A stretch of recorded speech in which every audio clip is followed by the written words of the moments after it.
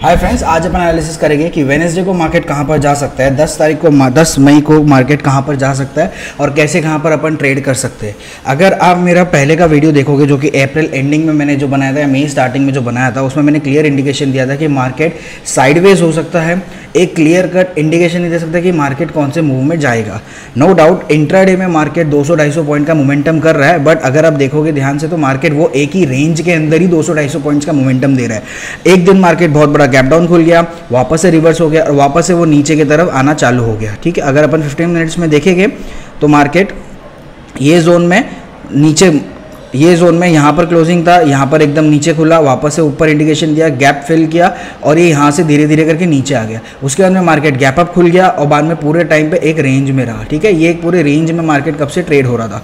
इसमें रेंज में ट्रेड होना मैं ग्राफिक पे कब से इंडिकेशन दे रहा था कि मार्केट साइडवेज ही हो सकता है। अगर मार्केट ये रेंज का ब्रेकडाउन देगा तो मार्केट एक मोमेंटम करेगा और वो रेंज के ब्रेकडाउन के बाद में मार्केट में एक मोमेंटम आया।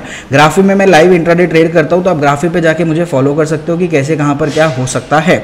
सेकेंड चीज़, मार्केट ये रेंज में मैंने उसमें से पहले ही इंडिकेशन दिया था कि ये जो रेंज है अगर इसका ब्रेकडाउन मार्केट देता है नीचे की तरफ तो यस, मार्केट में एक शार्प सेलिंग का मोमेंटम आ सकता है। ये मार्केट वहीं पर एग्जैक्टली ये रेंज के अंदर ही ट्रेड हो रहा था। ठीक है, और उसके बाद में एक सेलिंग का मोमेंटम आया।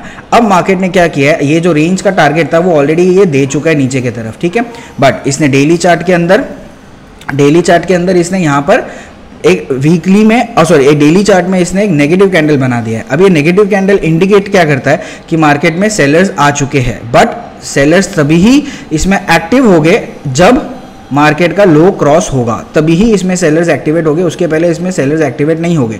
फॉर एग्जांपल मैं आपको दिखाऊं तो अगर मार्केट फ्राइडे का मार्केट देखोगे तो ये इसका लो था, बराबर है, ये नीचे क्रॉस नहीं हुआ, मार्केट ऊपर की तरफ वापस से बढ़ गया। सेम चीज़ ये वाले कैंडल के साथ हो सकती है, बट मार्केट में याद रखना बायर्स बहुत ज़्यादा स्ट्रॉन्ग है, तो बाइंग के साइड ही प्रेफरेबल रहेगा, सेलिंग के साइड कम प्रेफरेबल रहेगा। क्योंकि मार्केट में अगर सेलिंग आती है, ठीक है, अगर यहाँ पर अगर मार्केट फ्लैट खुलता है तो मार्केट धीरे धीरे करके पहले शार्प सेलिंग आ जाएगी, बाद में साइडवेज हो जाएगा और बाद में फिर ये ऊपर जाने की कोशिश करेगा यहाँ से। ये अपना प्लान रहेगा फॉर वेडनेसडे। अगर मार्केट गैप अप खुल जाएगा तो मार्केट यहीं से ऊपर की तरफ जाना कोशिश करेगा। ये जो गैप पेंडिंग है यहाँ पर ये फिल कर देगा 625 का। सेकेंड चीज़, अगर मार्केट फ्लैट खुलता है, अगर बहुत बड़ा गैप डाउन खुलता है, फ्लैट का तो मैंने आपको एक्सप्लेन कर दिया कि फ्लैट खुला, यहाँ से नीचे आ जाएगा धीरे धीरे, ये यहाँ कहीं पर सपोर्ट लेगा बिकॉज ये गैप है, gap will act as a support और ऊपर रेजिस्टेंस है तो resistance will act as a resistance, मतलब gap will act as a resistance. Second चीज़, मार्केट ये गैप के यहाँ से अपना बेस बनाने की कोशिश करेगा या तो फिर ये गैप फिल करने के लिए यहाँ पर आएगा, that is the zone of 42,700। ठीक है, अब मार्केट में अपन को ट्रेड कहाँ पर करना है। अगर मार्केट गैप डाउन हो गया तो नो डाउट ये लो क्रॉस होने के साथ मार्केट में ट्रेड इनिशिएट हो जाएगा और मार्केट में एक शार्प सेलिंग आ जाएगी कम से कम 200-250 पॉइंट्स की। तो ये गैप जो है वो गैप डाउन हो गया तो 42,600 का जोन है। 42,600 के नीचे मार्केट अगर जाता है तो यस, मार्केट में एक शार्प सेलिंग आ सकती है for 200 points, that is the target of 42,400। But अगर मार्केट फ्लैट खुलता है और मार्केट ये रेंज के अंदर ही रहेगा, जो कि मुझे सबसे ज़्यादा पॉसिबिलिटी लग रही है कि मार्केट एक रेंज में ही ट्रेड होगा बिकॉज एक्सपायरी आने वाली है नियरेस्ट में, और तो मार्केट ये रेंज को ब्रेक डाउन देने के थोड़े चांसेस कम रहेंगे। क्यों? क्योंकि मार्केट में बुल्स बहुत ज़्यादा इंटैक्ट हुए हुए हैं। सेकेंड चीज़, वीकली चार्ट अगर अपन देखेंगे तो नेगेटिव कैंडल है तो यस, मार्केट में सेलिंग आएगी, बट सेलिंग अपन को तभी ही करनी है जब 42,600 के नीचे मार्केट निकलेगा, तो उसके पहले कोई भी सेलिंग नहीं हो सकती है क्योंकि उसके पहले बार बार बायर्स ट्राई करेंगे वो बायर्स को एक्टिवेट करने का।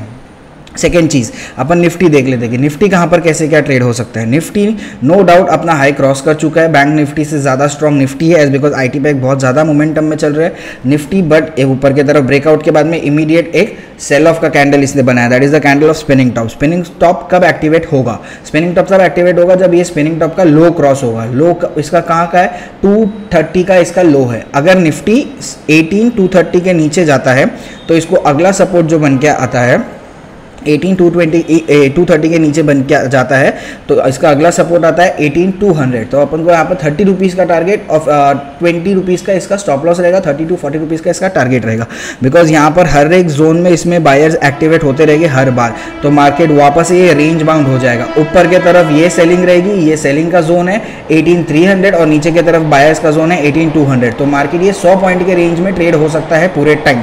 कल भी और परसों भी। परसों अपन देखेंगे कि कल का कैंडल किस बेसिस पे बनेगा, उस बेसिस पे अपन परसों का एनालिसिस करेंगे। अपन स्टॉक स्पेसिफिक एक्शन निफ्टी का भी सेम है, अगर 18200 के नीचे खुल जाता है तो मार्केट को देखो कहां पर जा रहा है, प्राइस एक्शन के हिसाब से उसमें ट्रेड होगा, मोस्ट प्रोबेबली साइडवेज ही प्लान करना।